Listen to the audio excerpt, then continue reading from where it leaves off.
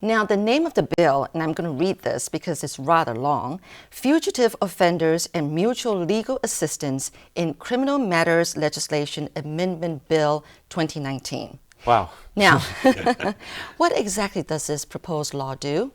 Okay, so right now, Hong Kong has extradition agreements with about 20 other countries, including the United States, the UK.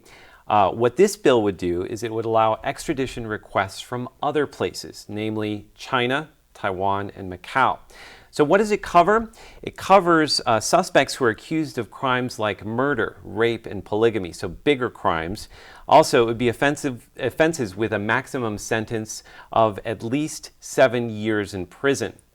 What does it not cover? This is very interesting too.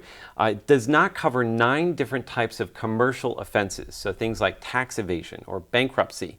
Also, they say that it doesn't cover political or religious crimes. Now, the Hong Kong courts and the chief executive would have the final say in who gets extradited, but I should remind you that the chief executive is seen as a pro-Beijing position. So why are people so concerned about this proposed law? Well, there are several things to be concerned about. One is that it would apply to everyone who is on Hong Kong soil.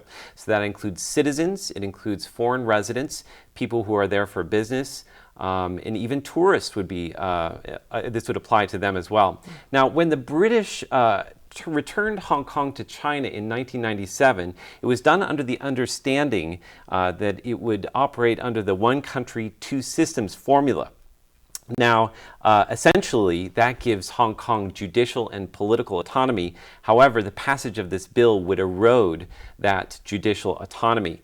Now, critics say that China could use the bill to also go after political or religious dissidents who would be tried under different crimes. There's also concern that people who are extradited would not face a fair trial in China. Now, the international community has spoken out against the bill. So can you explain about that? Yeah, sure. Now, the United States, Canada, the EU, the UK, they've all spoken out against it.